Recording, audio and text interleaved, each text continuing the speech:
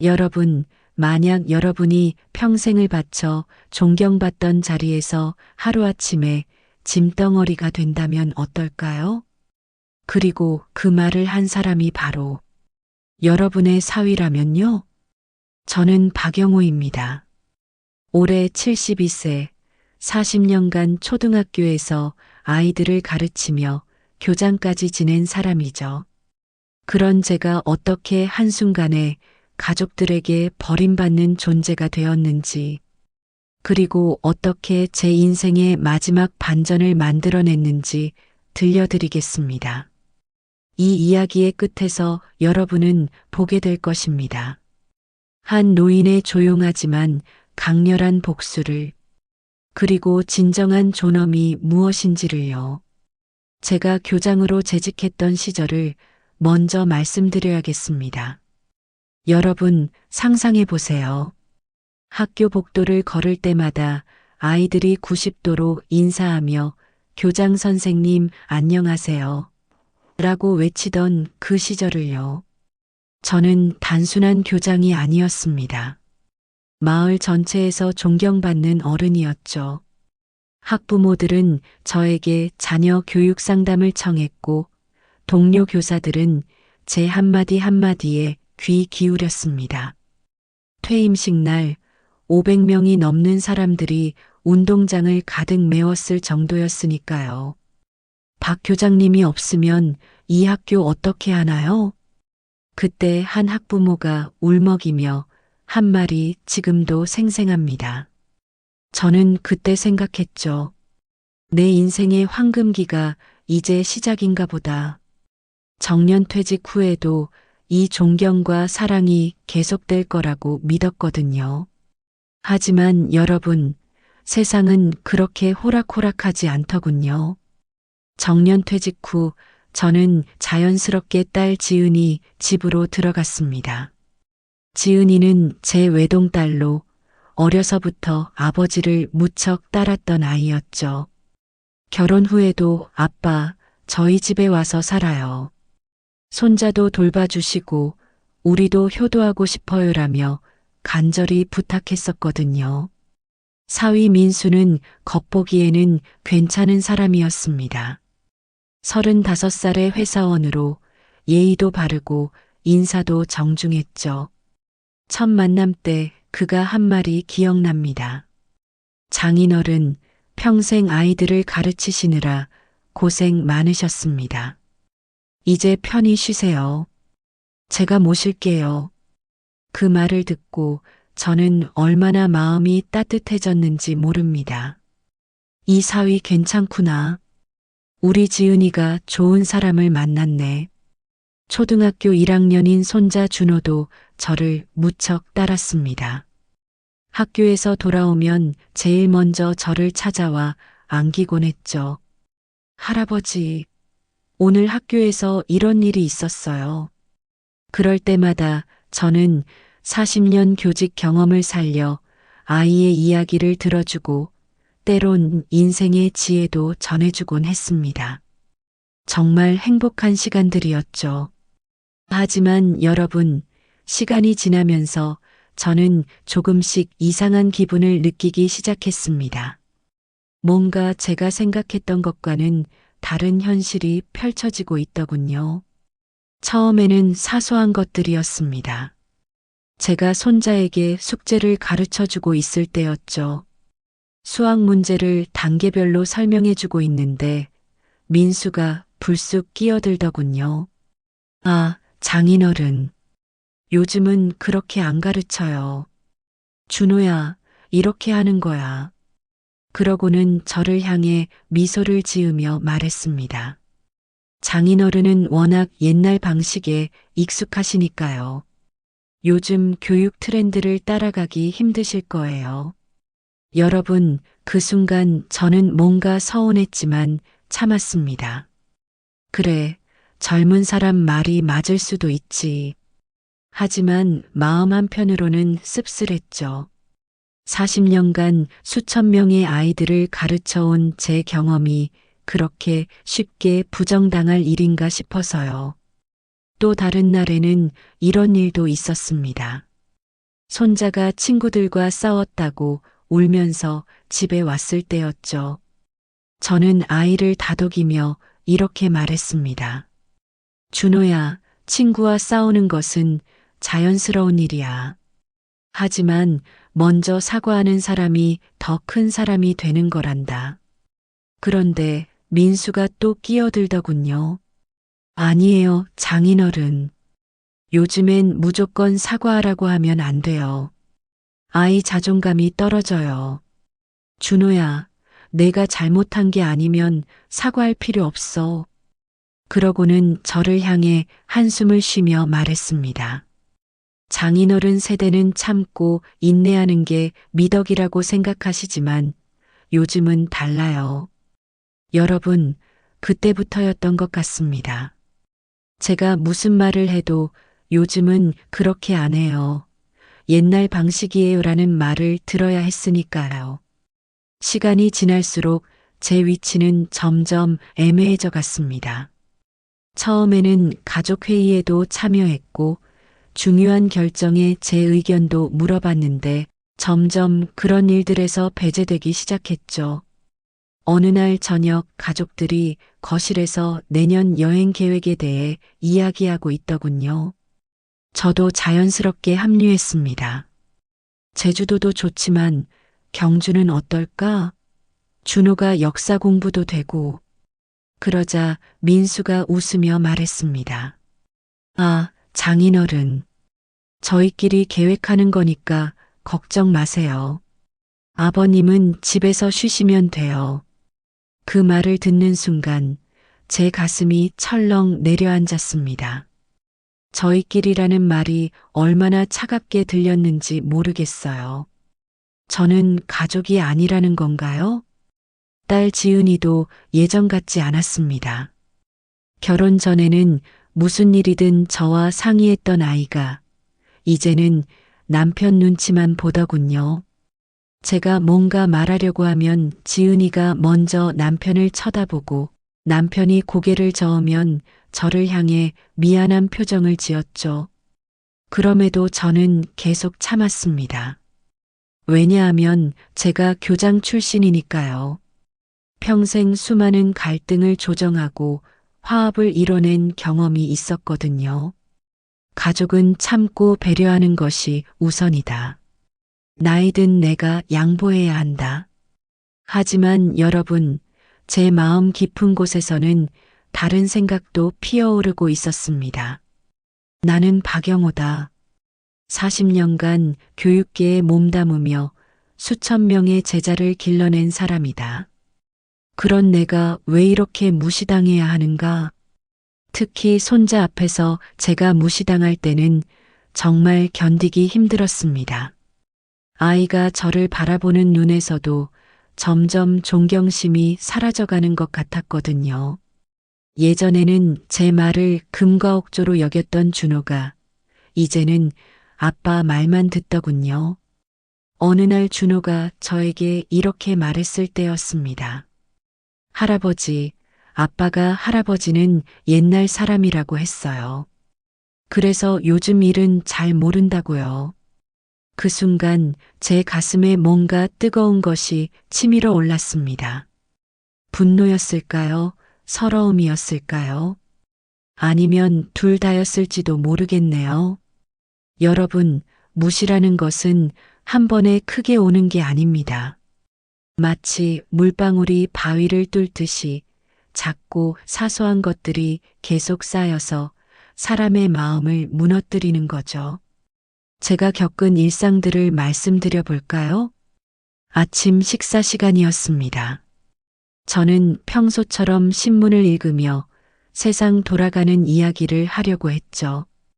요즘 교육 정책이 또 바뀐다니 현장에서는 얼마나 힘들겠어. 내가 교장할 때만 해도. 그러자 민수가 커피를 마시다가 말았습니다.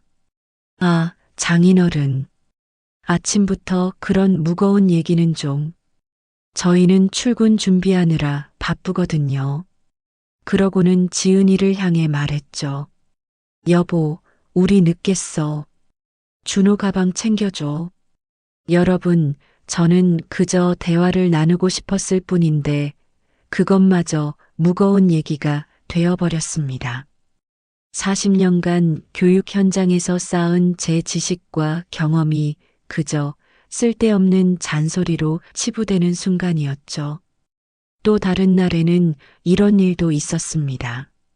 손자 준호가 감기에 걸려 열이 나더군요. 저는 교직 시절 수많은 아이들을 돌봐본 경험으로 이렇게 말했습니다. 지은아, 아이 이마에 젖은 수건 올리고 미지근한 물로 몸을 닦아주렴. 해열제보다는 자연요법이. 그런데 민수가 벌떡 일어서더군요. 아니에요, 장인어른. 요즘에 그런 민간요법 쓰면 안 돼요. 바로 소아과 가야죠. 장인어른 방식대로 하다가 애가 더 아프면 어떡해요? 그 말을 듣는 순간 저는 마치 제가 손자를 해치려는 사람으로 취급당하는 기분이었습니다. 여러분, 제가 40년간 얼마나 많은 아이들을 돌봐왔는데요. 그런 경험이 이렇게 무시당할 일인가요? 가장 마음 아픈 것은 손자와의 관계가 변해가는 것이었습니다.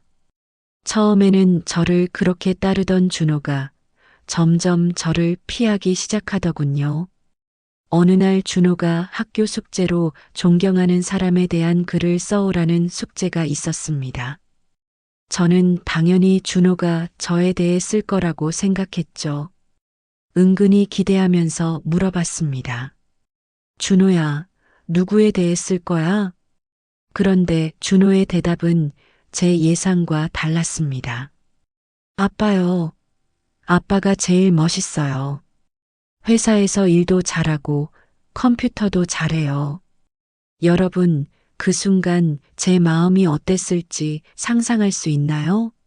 물론 아빠를 존경하는 것은 당연한 일이지만 예전에는 할아버지도 함께 존경한다고 했던 아이가 이제는 아예 저를 언급조차 하지 않더군요. 그날 밤 준호가 잠든 후 저는 아이 방에 들어가 그 숙제를 슬쩍 봤습니다. 그런데 그 글 마지막 부분에 이런 내용이 있더군요. 아빠는 할아버지처럼 옛날 방식으로 생각하지 않고 새로운 방식으로 생각해요. 그래서 더 멋있어요. 여러분, 그 글을 읽는 순간 제 눈에서 눈물이 났습니다. 제 손자가 저를 옛날 방식의 사람으로 보고 있다는 사실이 너무 아팠거든요. 민수와 저 사이에는 근본적인 교육 철학의 차이가 있었습니다. 저는 40년간 인성 교육을 중시해왔던 사람이었죠. 아이들에게 예의와 배려, 인내와 노력의 가치를 가르쳐 왔습니다. 하지만 민수는 달랐습니다. 그는 개성 존중과 자유로운 표현을 더 중시했죠. 그것 자체는 틀린 것이 아닙니다. 시대가 바뀌었으니까요. 문제는 민수가 제 교육 철학을 완전히 부정했다는 점이었습니다. 어느 날 준호가 식사 중에 젓가락질을 제대로 하지 않더군요. 저는 자연스럽게 가르쳐 주려고 했습니다. 준호야, 젓가락을 이렇게 잡아야 한다. 할아버지가 가르쳐 줄게. 그런데 민수가 즉시 반대했습니다. 아니에요, 장인어른. 아이가 편한 대로 하게 두세요. 젓가락질 때문에 스트레스 받을 필요 없어요. 저는 당황했습니다. 하지만 올바른 젓가락 사용법은 기본 예의인데 장인어른 그런 건 옛날 얘기예요. 요즘은 아이들 개성을 존중해줘야 해요. 무조건 어른 방식을 따라하라고 하면 창의성이 떨어져요. 여러분, 저는 그때 정말 답답했습니다. 젓가락질도 창의성과 연결시키다니요. 기본적인 예의와 질서를 가르치는 것이 그렇게 구시대적인 일인가요? 이런 일들이 반복되면서 저는 점점 집안에서 고립되어 가고 있다는 느낌을 받았습니다. 가족 대화에서 제 목소리는 점점 작아졌고 결국에는 아예 말을 하지 않게 되었죠. 저녁 식사 시간이 가장 힘들었습니다. 예전에는 온 가족이 하루 있었던 일들을 나누며 즐겁게 대화했는데 이제는 저만 조용히 밥만 먹고 있더군요. 민수와 지은이는 서로의 직장 얘기를, 준호는 학교 얘기를 하는데 저는 끼어들 틈이 없었습니다. 가끔 제가 말을 시작하면 분위기가 어색해지곤 했어요. 다른 가족들이 네 하며 대충 대답하고 다른 얘기로 넘어가는 시기였죠. 그럴 때마다 저는 생각했습니다. 내가 정말 이 집에 필요한 존재인가? 아니면 그저 끼어 있는 불편한 존재일까? 더 아픈 것은 제가 경제적으로 이들에게 의존하고 있다는 현실이었습니다. 물론 제 연금과 퇴직금이 있었지만 생활비나 용돈은 주로 민수가 관리했죠. 어느 날 제가 오랜만에 옛 동료들과 만나려고 했을 때였습니다. 식비와 교통비가 필요했는데 민수에게 말하니 이렇게 대답하더군요. 장인어른. 요즘 가게가 좀 빠듯해서요. 꼭 필요한 만남이에요? 여러분, 교장 출신인 제가 용돈을 구걸하는 신세가 된 거였습니다. 그것도 제 사위에게 말이에요. 그 순간 제 자존심이 바닥까지 떨어지는 느낌이었죠.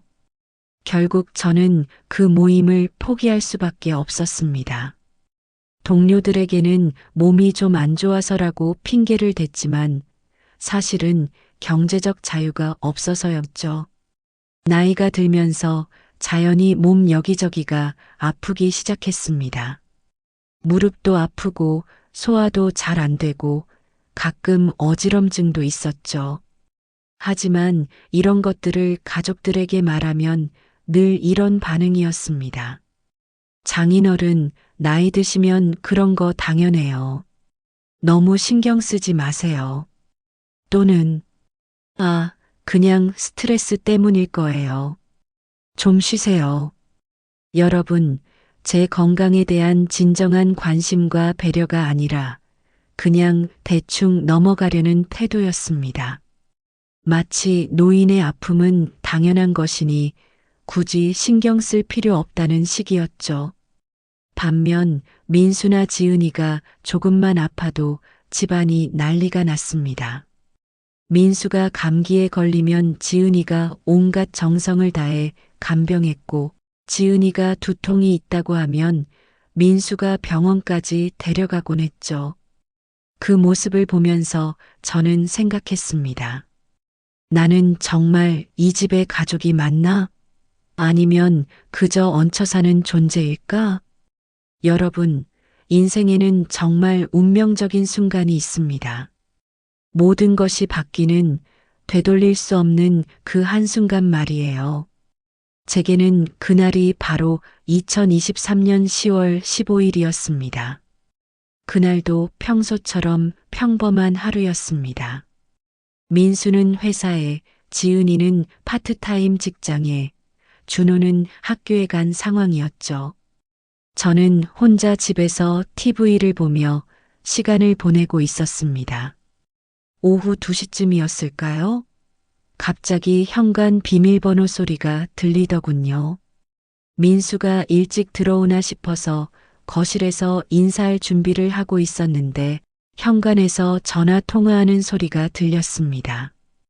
처음에는 그냥 업무 통화려니 했는데 점점 목소리가 커지더군요. 그리고 제 이름이 들리기 시작했습니다. 야, 진짜 답답해 미치겠어. 민수의 목소리였습니다. 저는 숨을 죽이고 들었죠. 장인어른 말이야? 정말. 집에 계속 계시니까 너무 답답하다니까? 여러분, 그 순간 제 심장이 쿵 내려앉았습니다. 하지만 이것은 시작에 불과했어요. 매일 잔소리지, 애 교육에 끼어들지, TV 채널도 맘대로 못 돌리겠어. 완전 집안 분위기 다운시키는 짐덩어리라니까. 짐덩어리. 그 단어가 제 머릿속에서 맴돌았습니다. 아니, 그것도 그렇고 용돈도 계속 달라고 하고. 아, 진짜 언제까지 모셔야 하나 싶어. 차라리 양로원이라도 보내면 좋겠는데 지은이가 안 된다고 하니까 어쩔 수 없지 뭐. 양로원. 여러분, 제가 그 말을 들었을 때 어떤 기분이었을지 상상할 수 있나요? 교장 출신이라고 계속 잘난 척하는 것도 지겨워. 요즘 세상에 누가 그런 옛날식 교육을 따라해? 꼰대 중에 꼰대야, 진짜로. 꼰대. 제가 평생을 바쳐 아이들을 사랑하고 가르쳐 온 것이 꼰대짓이라는 건가요? 그런데 여러분, 충격은 여기서 끝나지 않았습니다. 그리고 말이야, 준호 교육에도 계속 끼어드는 게 진짜 문제야. 애가 할아버지 눈치 보느라 자유롭게 행동을 못 하잖아. 저는 손자를 사랑해서 가르쳐 준 것뿐인데 그것이 아이에게 해가 된다는 건가요? 솔직히 말해서 장인어른 없으면 우리 집이 얼마나 편할지 몰라. 지은이도 남편 눈치, 아버지 눈치 둘 다 보느라 스트레스 받고 있어. 빨리 독립하셨으면 정말 좋겠다. 그 순간 저는 모든 것을 깨달았습니다. 제가 이 집에서 원하지 않는 존재였다는 것을, 제 딸마저 제 때문에 스트레스 받고 있다는 것을. 아무튼 답답해 죽겠어. 아, 그래. 회식? 좋지, 좋아. 집에 그 양반 계시면 맥주 한 잔도 편히 못 마시겠더라고. 전화가 끊어진 후 저는 한동안 그 자리에서 움직일 수가 없었습니다. 마치 천둥벼락에 맞은 것 같았죠. 그날 밤 가족들이 모두 집에 돌아왔을 때 저는 평소처럼 행동할 수가 없었습니다. 민수를 바라볼 때마다 짐덩어리, 꼰대, 양로원이라는 단어들이 머릿속에서 맴돌았거든요. 저녁 식사 시간이었습니다. 평소에는 조용히 밥만 먹던 저였지만 그날만큼은 달랐습니다. 민수가 평소처럼 정중하게 말했죠. 장인어른, 오늘 하루 어떠셨어요? 여러분, 그 말을 듣는 순간 저는 화가 치밀어 올랐습니다. 몇 시간 전에 저를 짐덩어리라고 부르던 바로 그 입으로 지금은 정중한 척하고 있다니요. 괜찮았어. 저는 짧게 대답했습니다. 더 이상 말할 수가 없었거든요. 그런데 민수는 이상하다는 듯 저를 쳐다보더군요. 좀 피곤해 보이세요. 괜찮으세요? 가식적인 관심. 저는 그때 정말 참기 힘들었습니다. 더 충격적인 것은 며칠 후 딸 지은이의 진짜 모습을 보게 된 것이었습니다. 그날도 저는 혼자 집에 있었는데 지은이가 친구와 전화 통화를 하더군요. 처음에는 신경 쓰지 않으려 했는데 제 이야기가 나오는 것을 들었습니다. 응, 아빠 모시고 사는 거? 아, 정말 힘들어. 제 딸의 목소리였습니다. 민수 오빠도 스트레스 많이 받아. 매일 아빠 눈치 보느라 집에서도 편히 못 쉬겠대. 나도 그렇고. 여러분, 제 딸이 저를 스트레스의 원인이라고 말하고 있었습니다. 솔직히 말하면 나도 독립하셨으면 좋겠어. 하지만 아빠한테 직접 말할 수는 없잖아. 그럼 내가 불효녀가 되는 거고. 아, 그래서 겉으로는 효도하는 척 했던 건가요? 체면 때문에? 양로원 얘기도 나왔었는데 아빠가 얼마나 상처받으실까봐. 그래도 아빠니까 모시고 살아야겠다고 생각하는 거야. 하지만 진짜 힘들어. 여러분, 그 순간 저는 제가 딸에게도 짐이 되고 있다는 것을 확실히 알았습니다. 제가 사랑하는 딸이 저 때문에 힘들어하고 있었던 거죠. 가장 마음 아픈 것은 손자 준호의 변화였습니다. 며칠 전 이런 일이 있었거든요. 준호가 친구들과 놀다가 집에 늦게 들어왔을 때였습니다. 저는 걱정이 되어 물어봤죠. 준호야, 어디 갔다 온 거야? 할아버지가 걱정했어. 그런데 준호의 반응이 예전과 달랐습니다. 할아버지는 왜 맨날 간섭해요? 아빠는 그런 거 안 물어보는데. 그 말을 듣는 순간 저는 가슴이 미어지는 것 같았습니다. 제가 사랑으로 하는 관심이 아이에게는 간섭이 되어버린 거였죠. 더욱 충격적인 것은 며칠 후였습니다. 준호가 친구와 전화로 이야기하는 것을 우연히 들었는데, 우리 집 할아버지? 아, 그냥 옛날 사람이야. 맨날 이래라 저래라 하고, 아빠 말로는 요즘 시대랑 안 맞는데, 여러분, 제 손자가 저를 그냥 옛날 사람이라고 표현했습니다. 더 이상 존경하는 할아버지가 아니라 그냥 불편한 동거인 정도로 여기고 있었던 거죠. 이런 사실들을 알게 된 후 저는 집안에서 더욱 위축되어 갔습니다. 가족들과 대화하는 것도 무서워졌어요. 혹시 또 짐이 되는 건 아닌지, 또 간섭하는 건 아닌지, 저는 점점 제 방에만 머물러 있게 되었습니다. 식사 때도 빨리 먹고 방으로 들어갔죠. 거실에 있으면 가족들이 불편해할까 봐서요. 그러던 어느 날 밤, 저는 오랫동안 간직해온 교무수첩을 꺼냈습니다. 40년간의 교직 생활 중 가장 소중한 순간들이 담긴 수첩이었죠. 첫 페이지에는 신규 교사 시절 첫 담임 학급 아이들과 찍은 사진이 있었습니다. 그때 저는 28살이었어요. 눈이 반짝반짝 빛나는 젊은 교사였죠. 선생님, 저희 영원히 안 잊을게요.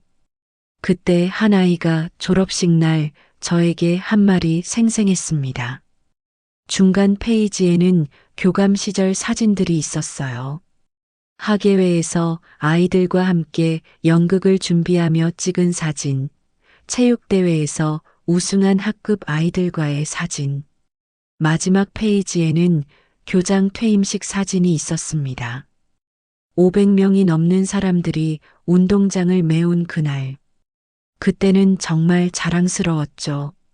하지만 지금은 어떤가요? 그 존경받던 교장이 가족들에게는 짐덩어리가 되어 있었습니다. 그래도 저는 마지막까지 희망을 버리지 않으려 했습니다. 혹시 제가 잘못 들었을 수도 있고 가족들이 일시적으로 힘들어서 그런 말을 했을 수도 있다고 생각했죠. 그래서 저는 더욱 노력했습니다. 가족들에게 폐가 되지 않으려고 더욱 조용히 지냈고 필요한 것도 최대한 참았어요. 혹시 제가 변하면 가족들의 마음도 변할까 싶어서였죠. 하지만 여러분, 현실은 달랐습니다. 그런데 마침내 결정적인 순간이 찾아왔습니다. 그것은 제가 모든 희망을 포기하게 만든 돌이킬 수 없는 순간이었죠. 그날은 민수의 회사 동료가 집에 놀러 온 날이었습니다. 저는 예의상 인사를 드리고 제 방으로 들어갔죠. 하지만 거실에서 나는 대화 소리가 제 방까지 들렸습니다. 처음에는 일반적인 안부 인사였어요. 그런데 점점 대화 주제가 가족 이야기로 넘어가더군요. 민수 형, 부인도 예쁘고 아들도 똑똑하고 정말 복 받은 것 같아요. 고마워요. 그런데 사실 고민이 하나 있어요. 제 귀가 쫑긋했습니다. 장인어른 모시고 사는 게 쉽지 않네요. 솔직히 말하면 정말 답답해요. 또 시작이었습니다. 이번에는 회사 동료 앞에서요. 나이 드신 분들 특성상 고집도 세고 옛날 방식만 고수하려고 하고 특히 교장 출신이라서 더 심해요. 맨날 이래라 저래라 하시니까요. 여러분, 저는 그 말을 들으며 너무 분했습니다. 제가 언제 이래라 저래라 했나요? 오히려 최근에는 말도 거의 안 했는데요. 그리고 경제적 부담도 만만찮아요. 용돈도 드려야 하고 병원비도. 아, 정말 언제까지 이래야 하나 싶어요. 경제적 부담. 여러분, 저는 제 연금으로 생활비를 내고 있었는데요. 오히려 제가 도움을 주고 있었거든요. 그런데 다음에 나온 말은 정말 충격적이었습니다. 사실 아내도 스트레스 많이 받아요. 친정아버지 모시는 것도 힘든데 남편까지 눈치 보이니까요. 요즘 부부 관계도 예전 같지 않아요. 제 때문에 딸의 결혼 생활까지 힘들어지고 있다는 건가요? 양로원도 알아봤는데 아내가 완강히 반대해서 그래도 체면상 모셔야겠다고 하니까요. 체면상. 저는 체면상 모셔지는 존재였던 거군요. 아무튼 정말 빨리 독립하셨으면 좋겠어요. 그럼 우리 가족도 편해지고. 그 순간이었습니다. 제 안에서 뭔가 터져버린 것 같았어요. 40년간 쌓아온 자존심, 교육자로서의 자부심, 가장으로서의 존엄. 그 모든 것이 한순간에 무너져 내렸습니다. 여러분, 저는 그 순간 결심했습니다. 이제 됐다. 정말 끝이다. 여러분, 그날 밤 저는 잠들 수 없었습니다. 민수의 말들이 계속 머릿속에서 맴돌았거든요. 하지만 이상하게도 분노보다는 오히려 차분한 마음이 들더군요. 그래, 이제 정말 끝이다. 더 이상 이들에게 빌부터 살 이유가 없다. 저는 조용히 일어나 책상 서랍을 열었습니다. 그 안에는 지난 몇 년간 정리해둔 각종 서류들이 있었죠. 통장, 보험증서, 부동산 서류. 여러분이 아시나요?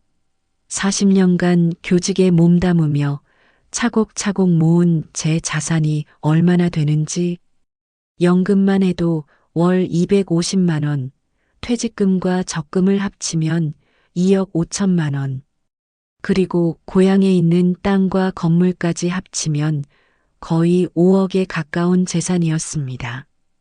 내가 왜 이들 눈치를 봐야 하지? 내가 경제적으로 의존하는 것도 아닌데. 그동안 저는 가족의 화합을 위해 제 재산 관리를 민수에게 맡겨왔었습니다. 하지만 이제는 달랐습니다. 다음 날부터 저는 조용히 준비를 시작했습니다. 가족들이 모르게 말이죠. 먼저 은행을 찾아갔습니다. 민수 명의로 되어 있던 공동 계좌를 모두 정리하고 제 단독 계좌로 옮겼죠.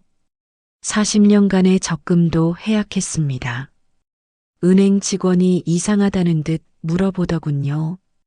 고객님, 이렇게 큰 금액을 갑자기 옮기시는 특별한 이유가 있으신가요? 저는 차분히 대답했습니다. 제 돈을 제가 관리하겠다는 겁니다. 이상한 일인가요? 두 번째로는 고향에 있는 부동산을 정리했습니다.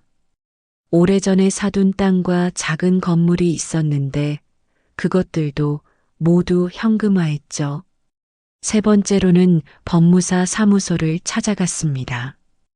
혹시 모를 상황에 대비해 유언장도 새로 작성했어요. 기존 유언장에서는 모든 재산을 딸에게 상속한다고 되어 있었는데 이번에는 내용을 바꿨습니다. 재정 정리가 끝난 후 저는 오랫동안 연락하지 않았던 옛 동료들에게 전화를 걸기 시작했습니다. 첫 번째로 전화한 사람은 같은 해에 퇴직한 이성봉 교장이었습니다. 여보세요, 성봉이 형? 영호야, 오랜만이다. 어떻게 지내? 형, 시간 있을 때 만나서 얘기 좀 하고 싶은데. 그래, 좋지. 언제가 좋아? 이성봉 형과 만나서 제 상황을 털어놨습니다. 형은 제 얘기를 듣더니 고개를 끄덕였어요. 아, 영호야. 나도 비슷한 경험이 있어. 자식들 집에서 사는 게 쉽지 않더라고. 형은 어떻게 하셨어요? 나는 작년에 독립했어. 작은 아파트 하나 구해서 혼자 살고 있어. 훨씬 편해. 그 말을 듣고 저는 용기가 났습니다. 저만의 문제가 아니었던 거죠. 다음으로 만난 사람은 김영수 전 교감이었습니다. 영수는 퇴직 후 시골에서 작은 도서관을 운영하고 있었어요. 영우 형, 정말 오랜만이네요. 영수야, 잘 지내고 있구나. 도서관 운영은 어때? 아이고, 말도 마세요. 요즘 아이들이 책을 안 읽어서 힘들긴 하지만 그래도 보람은 있어요. 영수와 이야기하면서 저는 새로운 아이디어를 얻었습니다. 영수야, 혹시 어르신들을 위한 프로그램도 생각해 본 적 있나? 어르신들요? 아, 그것도 좋은 생각이네요. 요즘 어르신들도 문화활동에 관심이 많으시거든요. 그 대화를 통해 저는 구체적인 계획을 세우기 시작했습니다. 마지막으로 만난 사람은 박정희 전 교무부장이었습니다. 정희는 퇴직 후 평생교육원에서 강사로 활동하고 있었어요. 부장님, 정말 반갑습니다. 정희야, 어떻게 지내? 정희와의 만남에서 저는 결정적인 정보를 얻었습니다. 부장님, 혹시 평생교육이나 문화센터 운영에 대해 아시는 게 있나요? 아, 그거요? 요즘 정부에서 어르신 문화활동을 많이 지원해요. 특히 교육 경력이 있으신 분들이 운영하는 곳에는 더 많은 지원을 해주고요. 정말요? 네, 그리고 시골 지역일수록 더 큰 지원을 받을 수 있어요. 부장님 같은 분이 나서시면 정말 좋을 것 같은데요. 여러분, 그 순간 저는 확신했습니다. 이것이 제가 가야 할 길이라고 말이에요. 집에 돌아온 저는 구체적인 계획을 세웠습니다. 첫째, 경기도 외곽의 한적한 시골 마을에 작은 건물을 임대한다. 둘째, 그곳에 실버 문화센터를 만든다. 셋째, 어르신들을 대상으로 한 다양한 프로그램을 운영한다. 넷째, 정부 지원금과 재자금을 활용해 안정적으로 운영한다. 하지만 여러분, 이것만으로는 부족했습니다. 저에게는 복수가 필요했거든요. 그동안 저를 무시하고 짓밟은 사람들에게 제대로 된 메시지를 전해줄 필요가 있었어요. 저는 민수의 직장 상황을 은밀히 조사해 봤습니다. 예전에 민수가 자랑스럽게 말했던 내용들을 기억해서 그의 회사에 대해 알아본 거죠. 놀랍게도 민수가 다니는 회사가 최근 경영난에 빠져 있다는 사실을 알게 되었습니다. 구조조정 소문도 돌고 있었고, 특히 민수가 속한 부서가 통폐합 대상이라는 얘기도 있었어요. 그래, 곧 너희들이 도움이 필요한 상황이 오겠구나. 또한 지은이가 다니는 파트타임 직장도 별로 안정적이지 못하다는 것을 알았습니다. 시급도 낮고 언제 잘릴지 모르는 불안한 상황이었죠. 그리고 저는 결정적인 증거를 확보했습니다. 민수가 회사 동료들에게 저에 대해 어떻게 말하고 다녔는지를 녹음한 거였죠. 어느 날 민수가 또 회사 동료를 집에 데려왔을 때 저는 미리 준비해둔 녹음기를 거실 소파 밑에 숨겨뒀습니다. 그날 대화 내용은 이전보다 더 심했어요. 진짜 답답해 죽겠어요. 매일 집에 계시니까 숨 막혀. 그리고 돈도 많이 드는데 별로 도움되는 것도 없고 양로원은 안 보내세요? 아내가 반대해서. 하지만 솔직히 말하면 저도 그러고 싶어요. 빨리 어디 가셨으면. 여러분, 저는 그 모든 대화를 녹음했습니다. 나중에 필요할 때 사용하기 위해서였죠. 모든 준비가 끝난 후 저는 마지막으로 제가 가려는 곳을 직접 답사해 봤습니다. 경기도 양평군의 작은 마을이었어요.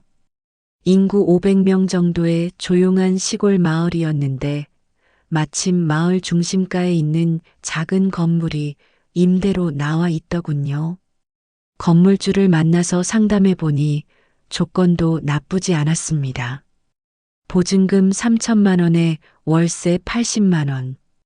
제 경제 능력으로는 충분히 감당할 수 있는 수준이었죠. 이 건물로 뭘 하실 예정이세요? 어르신들을 위한 문화센터를 만들려고 합니다. 아, 그거 좋은 아이디어네요. 우리 마을도 고령화가 심해서 어르신들이 갈 곳이 없거든요. 완벽했습니다. 모든 조건이 제게 유리했어요. 모든 준비가 끝났습니다. 이제 남은 것은 단 하나. 가족들 앞에서 제 결심을 발표하는 것 뿐이었죠. 여러분, 저는 그 순간을 위해 며칠간 연습했습니다. 어떤 말로, 어떤 표정으로, 어떤 톤으로 말할 것인지 모든 것을 계획했어요. 40년간 교육자로 살아온 저의 마지막 수업이 될 거였거든요. 제 가족들에게 주는 마지막 교훈 말이에요. 그날이 바로 2023년 11월 3일이었습니다. 제가 모든 것을 끝낼 날. 2023년 11월 3일 저녁, 온 가족이 식탁에 둘러앉았습니다. 평소와 다를 것 없는 평범한 저녁 식사처럼 보였지만 여러분, 저에게는 인생의 분기점이 될 중요한 순간이었죠. 민수는 평소처럼 정중한 척하며 말했습니다. 장인어른, 오늘 날씨가 쌀쌀하네요. 감기 조심하세요. 지은이도 덧붙였죠. 아빠, 요즘 입맛은 어때요? 오늘 반찬 괜찮으시죠? 손자 준호도 학교 이야기를 늘어놓았어요.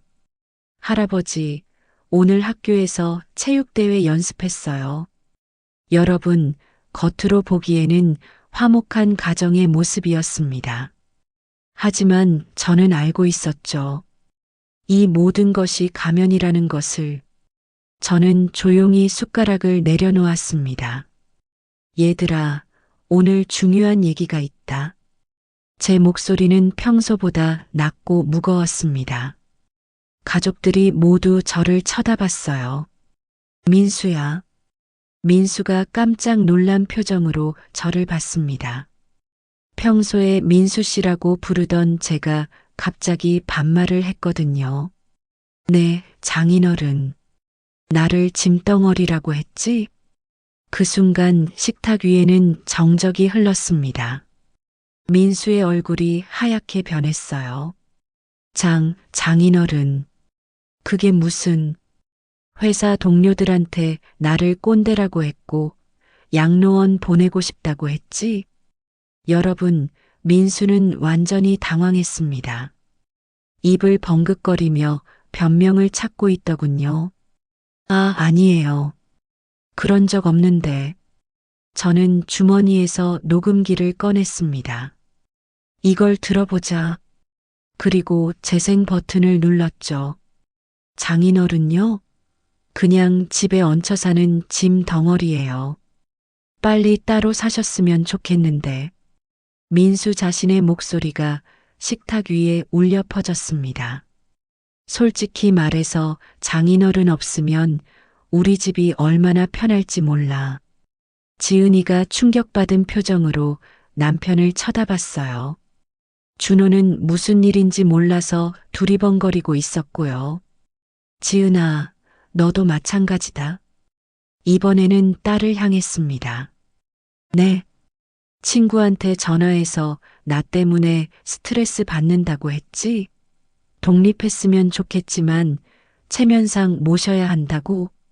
지은이의 얼굴도 창백해졌습니다.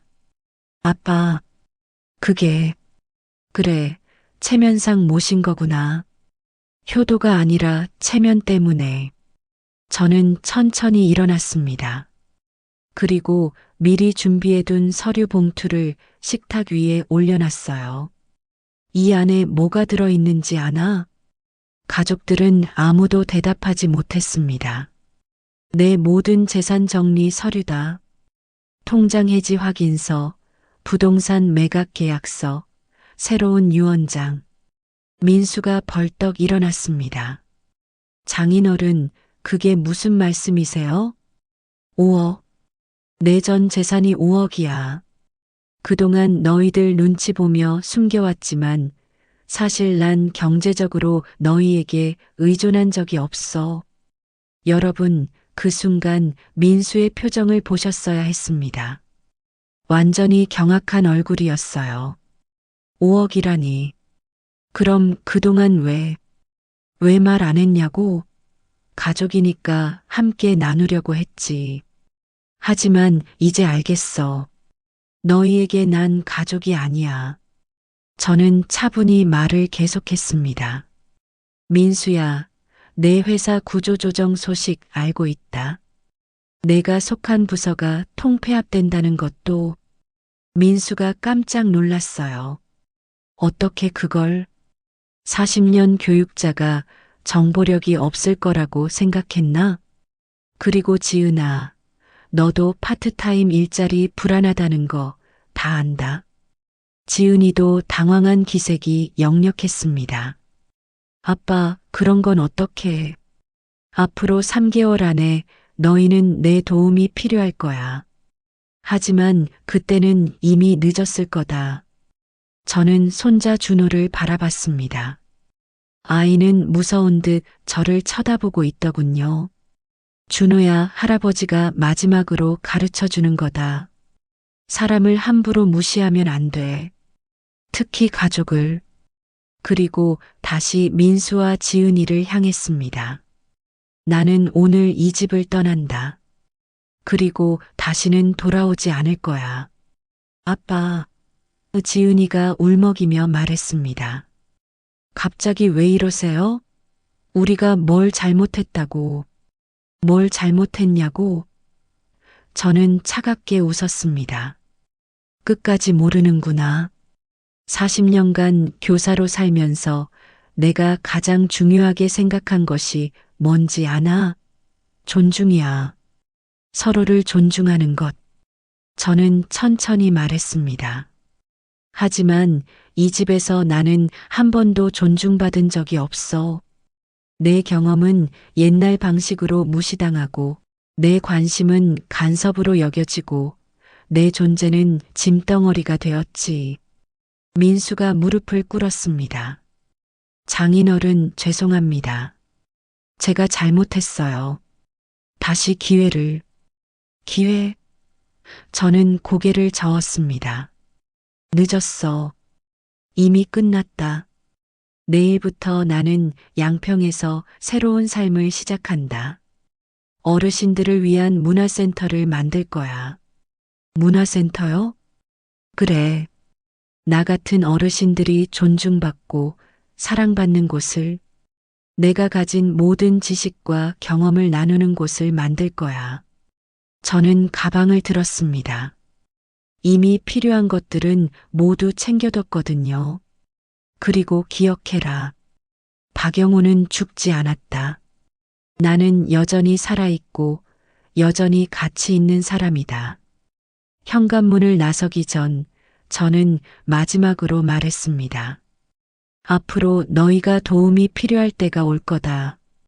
하지만 그때 내게 오지 마라. 나는 더 이상 너희 가족이 아니니까.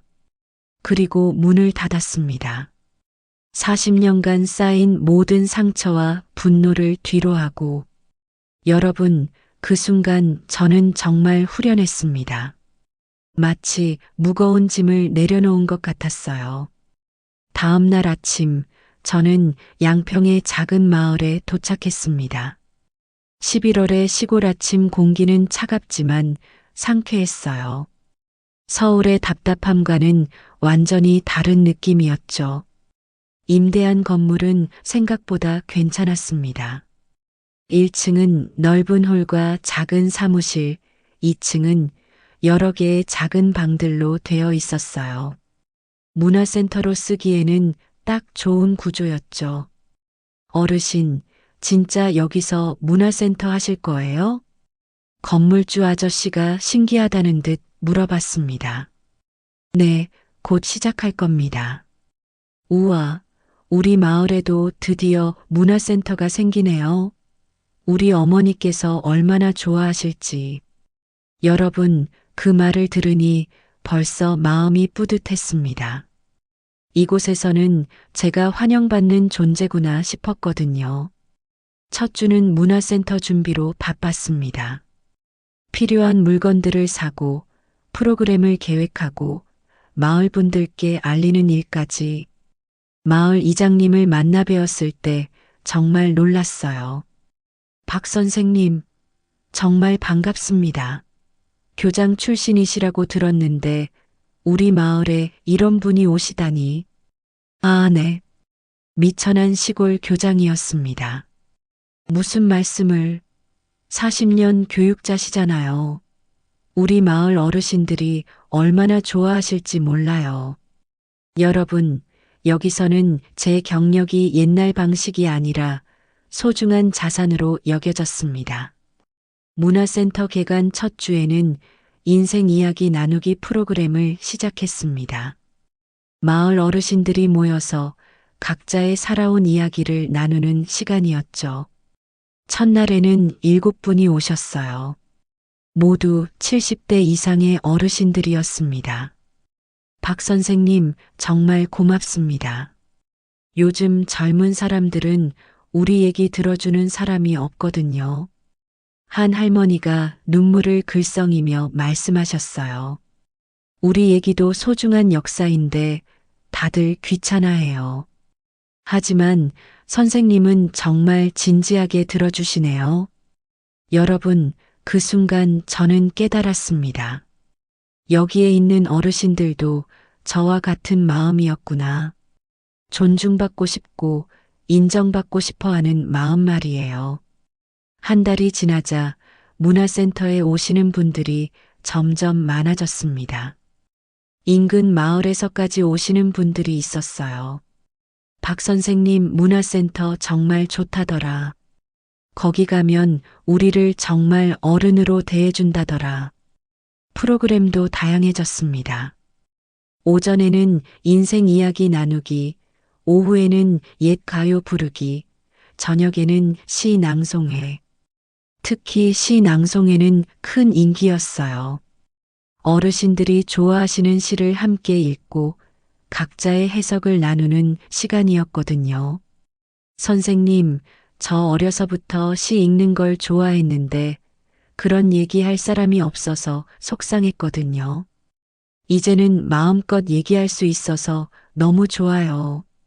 3개월쯤 지나자 지역 신문에서 저희 문화센터를 취재하러 왔습니다. 박영호 센터장님, 어떻게 이런 문화센터를 시작하게 되신 거죠? 기자가 물어봤을 때 저는 정직하게 대답했어요.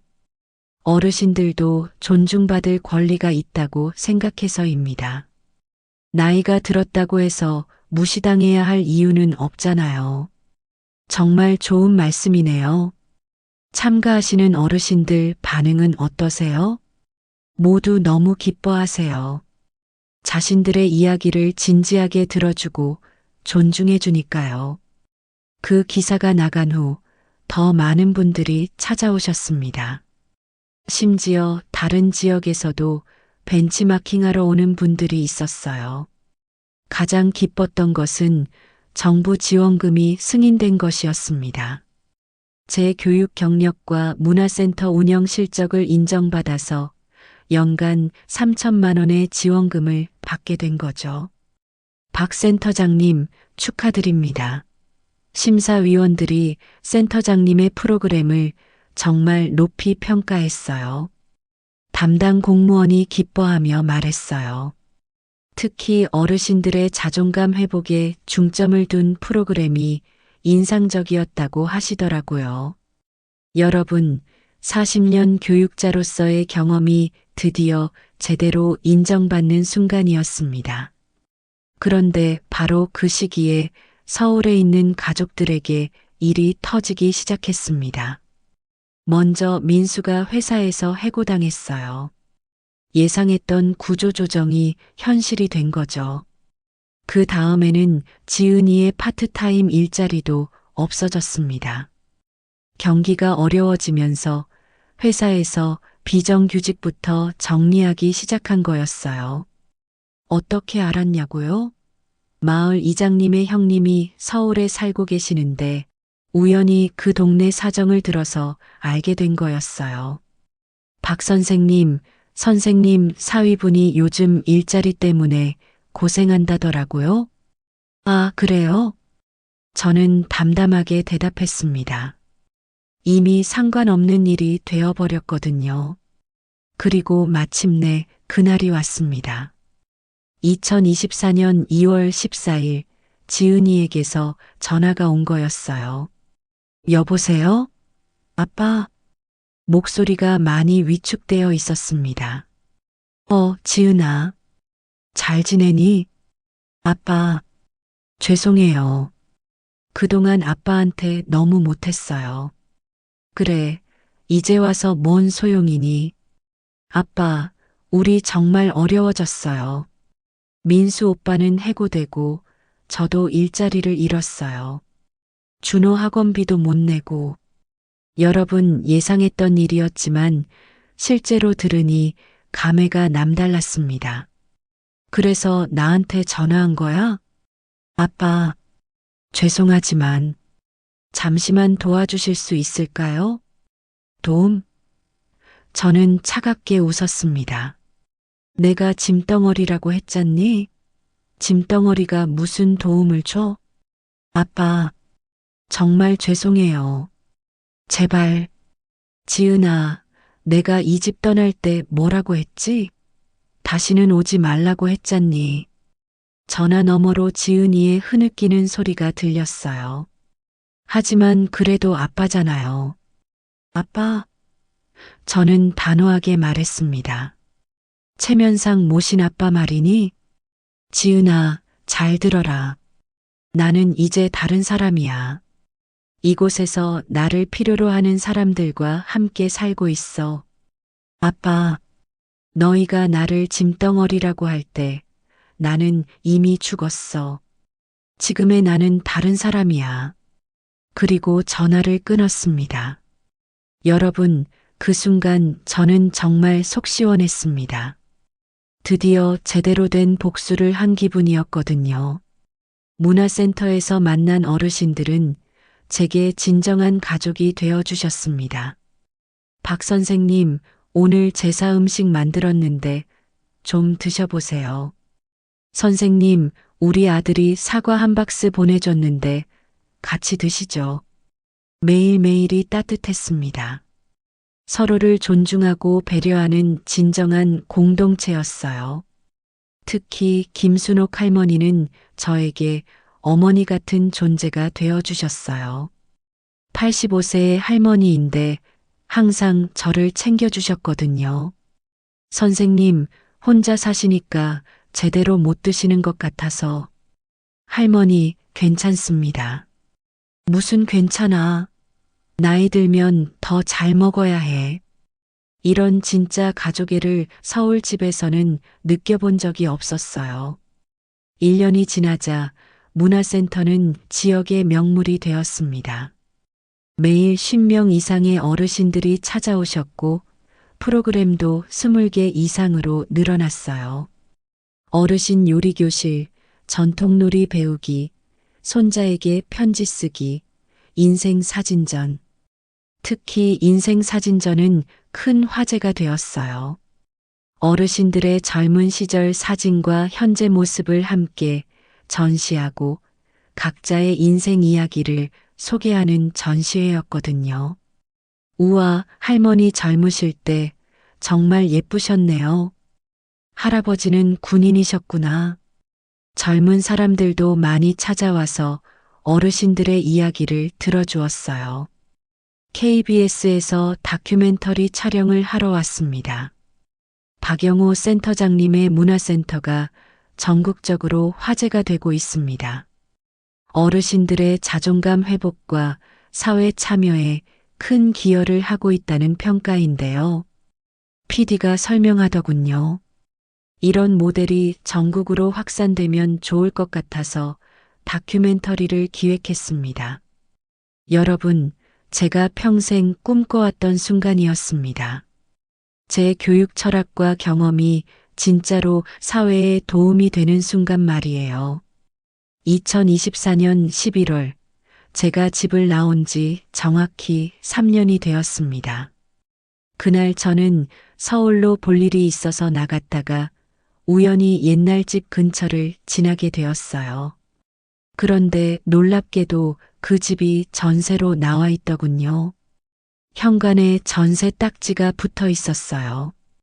부동산에 들러서 물어보니 충격적인 사실을 알게 되었습니다. 아, 그 집이요? 집주인분이 경제적으로 어려워져서 더 작은 집으로 이사 가셨어요. 그래요? 네, 남편분이 실직하신 후로 계속 힘드셨대요. 결국 아이 교육 때문에 지방으로 내려가셨다고 하더라고요. 여러분, 저는 그 말을 듣고도 아무런 감정이 들지 않았습니다. 이미 상관없는 남의 일이 되어버렸거든요. 집으로 돌아오니 문화센터에서는 어르신들이 제 생신 파티를 준비하고 계셨어요. 선생님, 생신 축하드려요. 우리 선생님 덕분에 이런 행복한 날들을 보내고 있어요. 73세 생일이었습니다.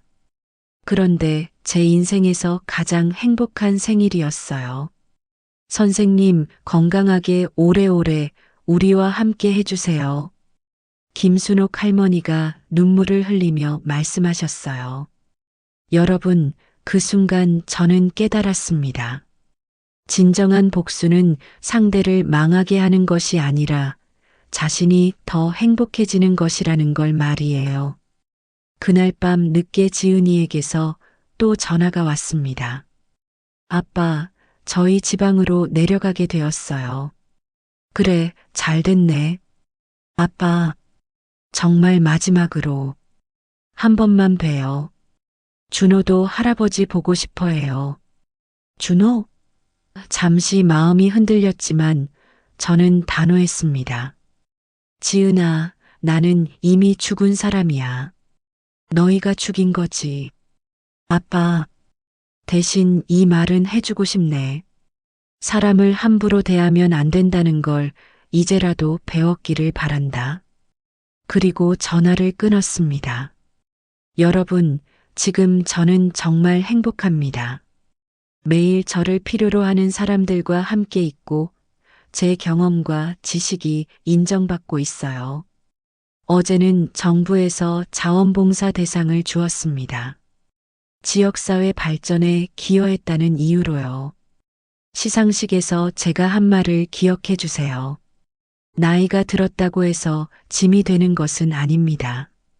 존중받을 때 우리는 더 큰 가치를 발휘할 수 있습니다. 박수가 터져 나왔어요. 진심 어린 박수였습니다. 오늘도 문화센터에는 50여 명의 어르신들이 찾아오셨습니다. 모두 환한 미소를 지으며 인사해 주세요. 박 선생님, 오늘도 좋은 하루 되세요. 선생님 덕분에 매일이 즐거워요. 여러분, 이것이 진정한 복수입니다.